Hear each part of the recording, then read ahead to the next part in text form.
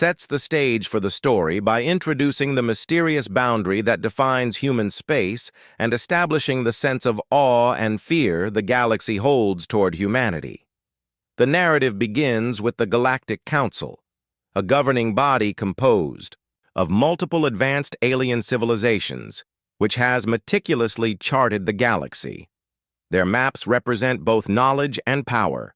They show trade routes, inhabited systems, militarized zones, and dangerous sectors. The Council's maps are regarded as definitive, an authoritative representation of galactic knowledge. However, there is one glaring exception: the space occupied by humans. At the edge of these maps, there is a blank, unexplored region, ambiguously labeled as human space. This is the first hint to readers that humans are different from any species encountered by the Council. The text emphasizes the alien perspective, portraying human territory as a region shrouded in mystery and danger. Recruits and explorers are naturally curious about this uncharted territory, but the story establishes a culture of fear around it. Experienced officers and officials know better than to ask questions openly. The consequences of curiosity are implied to be severe, creating a sense of tension and suspense. The blank area on the map is not just unexplored, it is forbidden, and the galaxy's inhabitants have learned, through experience and rumor, that some lines should not be crossed. By introducing this societal caution early on, the story highlights humanity's unique position, a civilization so powerful that others are afraid even to attempt detailed exploration. Commander Vrek is introduced as a central character in Part 1, and through his perspective, the reader begins to understand the contrast between human audacity and alien caution. Vrek is a skilled and inquisitive officer, fascinated by the unknown and driven to push boundaries despite the risks. He spends hours studying the edge of human space, tracing borders, and analyzing reports from previous exploratory missions. These reports consistently end in mystery. Some vessels vanish entirely, while others return altered, with accounts of unimaginable systems, formidable defenses, or advanced technologies. These glimpses of human capability heighten the sense of mystery and establish humans as a species that defies conventional understanding. The repeated disappearance of ships creates a foreboding atmosphere, suggesting that humans are not just technologically advanced, but strategically or even supernaturally skilled at defending their territory. Part 1 also introduces rumors and speculation about human capabilities, which serve to deepen the sense of enigma. Aliens speak in hushed tones about humans' potential to manipulate technology, biology, or even physical laws in ways no other species can. Stories abound of genetically engineered combatants, hyper-efficient warships, and defenses that render conventional weaponry useless. While none of these accounts can be verified, the consistency of the reports establishes a sense of credibility and fear. Humans are depicted as an unknown variable, an unpredictable force at the edge of the galaxy, whose very existence challenges the understanding and confidence of other civilizations. The narrative further develops tension by showing Rek's decision to petition for a sanctioned reconnaissance mission. Despite strict protocols, the Council reluctantly approves, sending a small fleet to observe the human systems, but with explicit instructions not to cross into them. This decision illustrates both human significance and alien caution. Even the most daring commanders are bound by a collective fear of humans. It also sets up the story's central conflict, the tension between curiosity, the desire for knowledge, and the unspoken risk of encountering a species whose power dwarfs conventional expectations. The part concludes with the first direct hint of human presence, a brief, enigmatic communication received by Rek's sensors. This moment, though subtle, foreshadows the human's intelligence, capability, and awareness of intruders. The single line, "Welcome to human space," communicates authority and calmness, contrasting sharply with the fear that pervades the alien officers. It is both a warning and an invitation, a reminder that humans are observing, aware, and in control of their domain, even without aggressive action.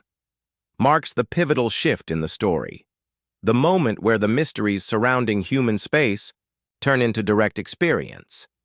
After Part 1 built suspense with rumors and legends, this section delivers the first concrete encounter between the Galactic Council's fleet and humanity itself. It expands the mythos of humans by showing their technological capabilities, their strategic mindset, and most importantly, their attitude toward outsiders. The story begins with Commander Rex's fleet cautiously approaching the system designated Sol 3, Earth's home system. The narrative emphasizes that to alien eyes, Earth looks deceptively ordinary. Oceans, continents, and breathable atmosphere. Nothing about its natural features alone explains why the galaxy fears it. But as the fleet scans deeper, the illusion of ordinariness dissolves. Every orbital sweep reveals impossible human achievements. Towering megacities sprawling across continents, orbital defense platforms aligned in near-perfect formations, and satellite networks that blanket the skies. These aren't just signs of civilization. They are signs of absolute preparedness. The defenses seem designed not merely to repel an attack, but to anticipate every possible form it could take.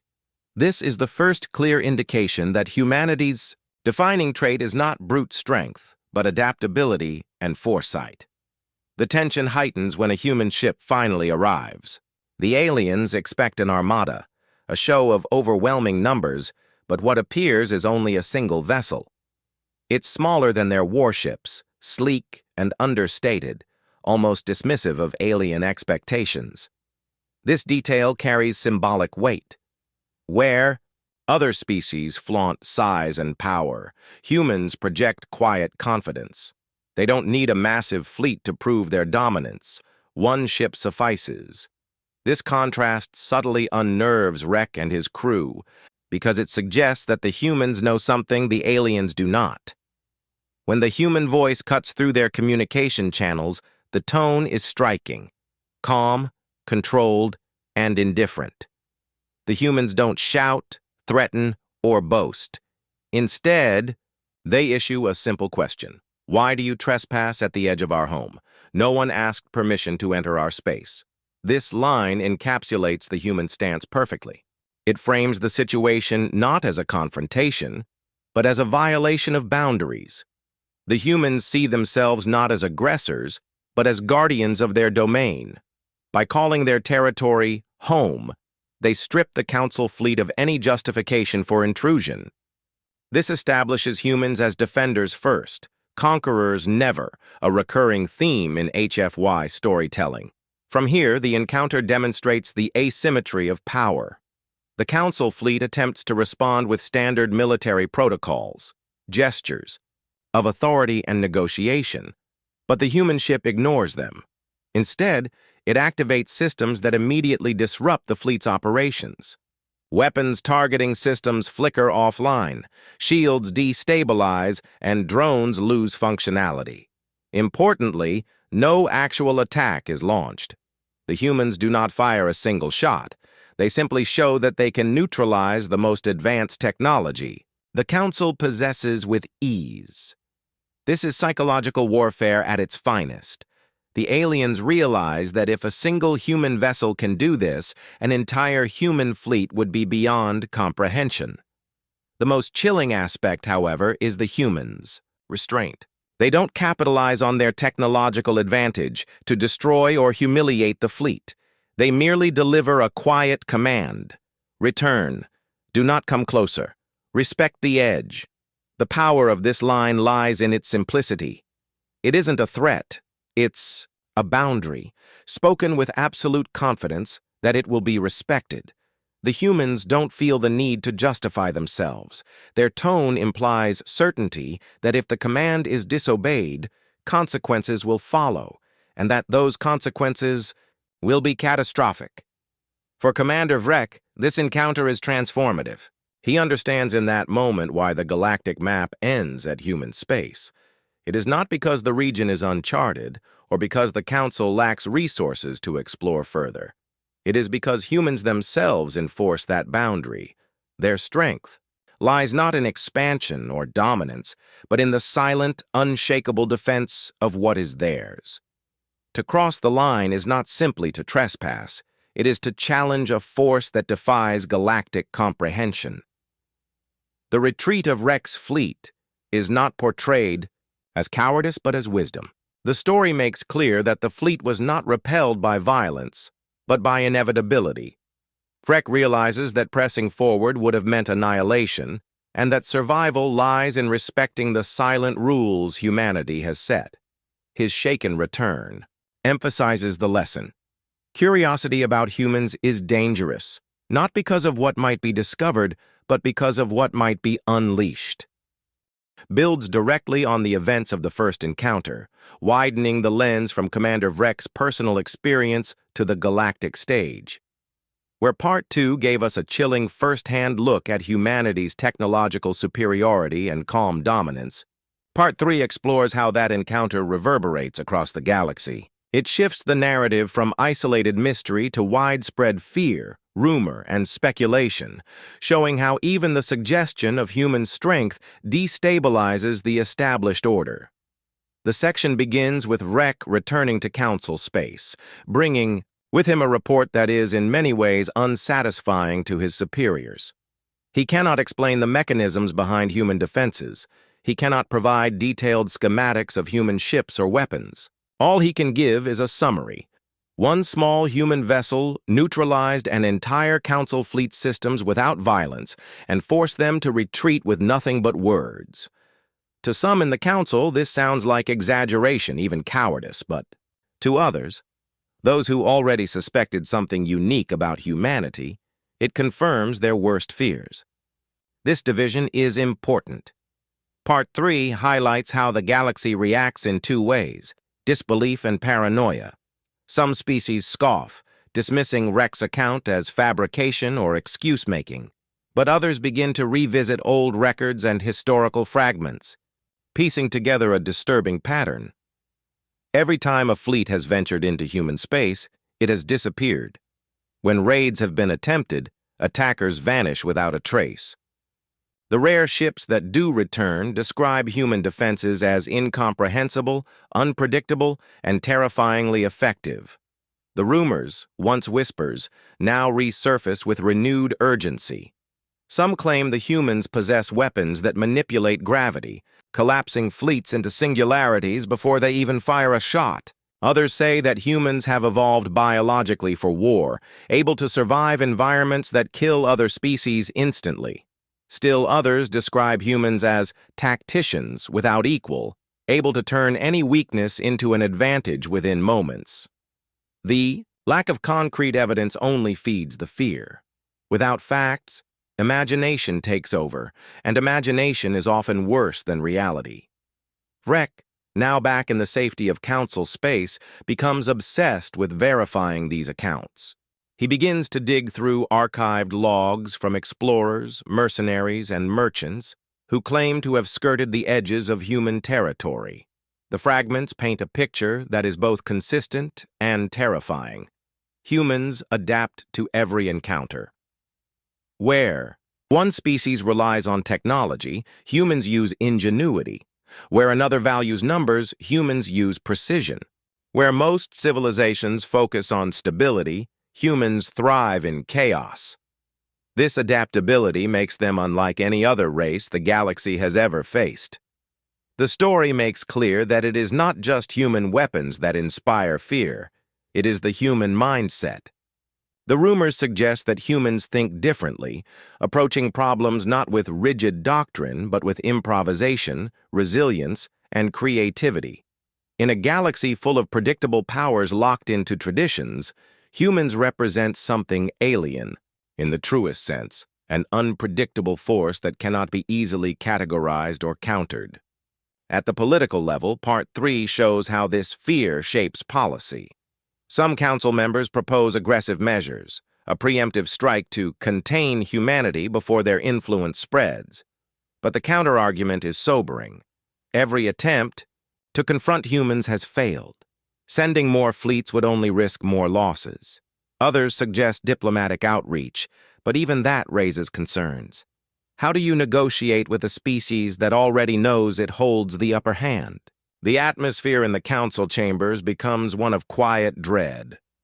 The map of the galaxy looms over them as a constant reminder. Every sector is neatly labeled and cataloged, except for that one region, human space. It is a void not of ignorance, but of avoidance. To admit that they dare not chart further is for the Council an admission of weakness. Yet the silence remains, because the cost of probing deeper is too high. For Vrek, Part 3 represents a personal turning point. His initial curiosity, once fueled by ambition and a desire for glory, now feels like a dangerous flaw. He realizes that the Council's reluctance to explore human space was never ignorance or superstition. It was survival instinct. Humanity had earned its blank place on the map through a consistent pattern of deterrence. By neither expanding nor inviting contact, they left the galaxy with only one clear conclusion: that human space was sacrosanct, a frontier not meant to be crossed. The brilliance of this section lies in how it deepens the mystique of humans, without revealing too much. The rumors and fragmented accounts do not give clear answers. Instead, they reinforce the idea that humanity's strength lies as much in perception as in reality. The galaxy fears humans not just for what they are, but for what they might be. And because no one dares to test those boundaries fully, the legend grows unchecked. By the end of Part 3, the galaxy has shifted. Humans are no longer merely a curiosity. At the edge of the map, they are the unspoken power haunting every political discussion, every military plan, every trade negotiation. The silence of human space becomes its own weapon, projecting strength without ever needing to move a fleet beyond its borders. In summary, Part 3 transforms individual fear into galactic paranoia. It establishes humans not as conquerors, but as a force so enigmatic and adaptable that the rest of the galaxy chooses ignorance over confrontation. The map doesn't stop at human space because it is uncharted. It stops because every species has learned it is wiser not to look beyond. Do you want me to continue and explain Part 4 in 700 words with the same depth? You said, explain Part 4. In 700 words, ChatGPT said, here's a full 700-word explanation of Part 4, the edge tested from the Galactic map. Ends at human space, no one dares ask why. Part 4 is where the story escalates from rumor and reputation to action. While earlier sections showed humanity's strength through whispers, speculation, and one carefully controlled encounter, this part depicts what happens when others test the boundary outright. It reinforces the central theme. Humans do not need to conquer the galaxy. They merely need to defend what is theirs, and their defense is terrifying enough to deter any further aggression. The section opens with rogue fleets ignoring the Council's cautious stance. These factions, smaller powers, ambitious warlords, or even overconfident military leaders, decide that the stories about human space are exaggerated. They see the uncharted frontier as opportunity, untapped resources, undefended trade routes, or even a chance to claim glory by being the first to subjugate humanity. In their arrogance, they interpret the Council's silence not as wisdom, but as cowardice. And so, they launch incursions into the human border. The first recorded confrontation happens near the Epsilon sector, a system the Council has long known to be close to human territory.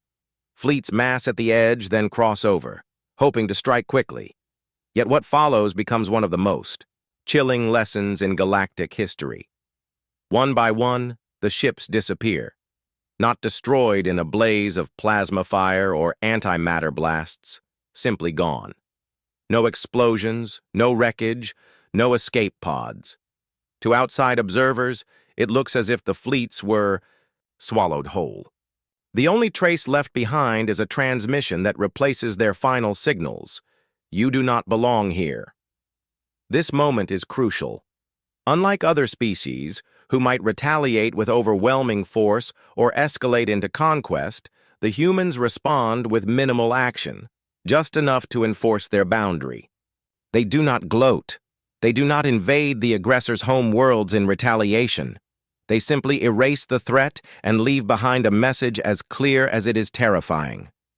Their strategy communicates that the cost of trespass is total and absolute, while also showing restraint. This combination of overwhelming force and selective application makes them all the more unsettling. The Council receives the reports with alarm. Even though the incursions were not officially sanctioned, the outcomes cannot be ignored. Spies and informants try to piece together what happened to the missing fleets. Some claim the humans deployed stealth fleets that disabled ships without being detected.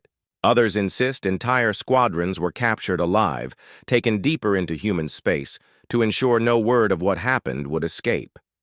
The truth remains unknown, but the effect is undeniable. Those who challenge the humans vanish without a trace. The mystery of how matters less than the certainty of what. By now, every power in the galaxy knows that crossing the human boundary is tantamount to suicide. This outcome reinforces the legend. The map ends at human space because the humans themselves make sure it does. They are not passive victims of secrecy. They actively shape it, enforcing the silence with ruthless efficiency. Is where the story escalates from rumor and reputation to action. While earlier sections showed humanity's strength through whispers, speculation, and one carefully controlled encounter, this part depicts what happens when others test the boundary outright.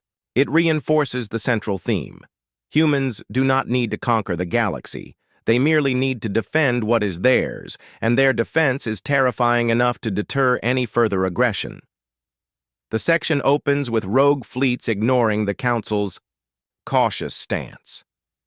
These factions, smaller powers, ambitious warlords, or even overconfident military leaders, decide that the stories about human space are exaggerated. They see the uncharted frontier as opportunity, untapped resources, undefended trade routes, or even a chance to claim glory by being the first to subjugate humanity. Serves as the conclusion to the story, tying together the buildup of mystery, fear, and legend surrounding humanity. Where the earlier parts emphasized curiosity, encounters, and the brutal lessons learned by those who tested the boundaries, this final section shifts focus to reflection. It illustrates how humanity's reputation has become permanent, codified into galactic law, culture, and maps themselves. The blank space at the edge of the galaxy is no longer seen as a gap in exploration. It has become a symbol, a warning etched into the collective memory of every civilization. The story begins years after the events of the failed incursions into human space. Time has passed, but the memory of what happened remains fresh. Fleets that once dreamed of conquest have been reduced to silence. The Council has formally restricted travel near human borders, issuing decrees that no member race is to cross without invitation. What began as whispered rumors has evolved into unspoken law. The galaxy has accepted that there are limits, lines not to be crossed, even by its most ambitious powers. This sets the stage for Rex's final moments of reflection. By now, he is no longer the daring commander of Part 1, filled with ambition and curiosity. He is older, more cautious, and deeply aware of the weight of what he has seen. Looking at the galactic map one last time, he notices how stark the divide is. Billions of stars meticulously cataloged and color-coded, their systems analyzed for trade, resources, and defense. Yet, at the very edge, the map cuts off abruptly at human space, marked not with detailed coordinates, but with silence. This blank region is unlike anything else, a frontier frozen in uncertainty, where no exploration is even attempted. For Vrek, this is the ultimate confirmation of humanity's unique role in the galaxy. No other species commands such respect through absence alone. Most civilizations seek visibility, projecting power through their fleets, colonies, and alliances. Humans, by contrast, project power by doing the opposite, by refusing to reveal themselves fully, by letting their restraint speak louder than any conquest. Their silence is a weapon, their borders an impenetrable wall. Part 5 also emphasizes humanity's philosophy. Unlike the council species, who often expand aggressively or seek to control through trade monopolies and political dominance, humans remain focused inward. They develop their systems, fortify their defenses, and watch quietly. They do not interfere unless provoked, and even then, their responses are swift, decisive, and final. This philosophy terrifies the galaxy because it represents something utterly alien: strength without hunger, dominance without ambition. A species that can win wars but has no desire to start them is far more dangerous than one that constantly seeks conquest. The narrative underscores this with the phrase, "They had no need to prove themselves. The galaxy already knew better than to ask why." This statement captures the essence of HFY storytelling. Humanity does not need to boast, invade, or demonstrate its might through constant battles. Its reputation alone, earned through decisive encounters and unexplainable disappearances, ensures that no one dares to challenge it. The blank space on the map is no longer just a mystery. It is a deterrent, a permanent reminder that humans control their own narrative and allow others to see only what they choose. On a symbolic level, Part 5 portrays human space as a mirror of humanity itself. Just as humans are unpredictable, adaptable, and resilient, their territory is unknowable, shifting, and shrouded in mystery. The galaxy projects its fears and assumptions onto this void, and in doing so, magnifies humanity's power without the humans needing to act. The silence becomes louder than any fleet movement, louder than any declaration of war. For Commander Vrek, the lesson is personal. He once longed to uncover the secrets of human space, driven by curiosity and ambition. Now, he understands that some questions are too dangerous to ask. He sees humanity's silence not as weakness or mystery, but as strength, the strength to deter without violence, to command respect without conquest. His arc completes the story's central message. Wisdom lies not in testing the humans, but in acknowledging that their borders are final. The closing imagery of Part 5 reinforces this theme. The map is presented as both a practical tool and a metaphor. Every star, every route, every world is meticulously recorded, until the line where human space begins. Beyond that, there is only white, only emptiness. Yet this emptiness is not ignorance. It is deliberate. It is a warning to every explorer, trader, and general. Here lies humanity. Go no further. The story ends not with explosions or grand battles, but with silence. A silence heavier and more powerful than war. In summary, Part 5 serves as the philosophical conclusion to the story. It portrays humanity as a species that commands the galaxy's respect, not through conquest, but through restraint and silence. Their power lies not in expansion, but in boundaries, borders enforced so decisively that no one dares to test them again. The galactic map ends at human space because humans themselves make it so, and because the rest of the galaxy has learned that some mysteries are better left unsolved.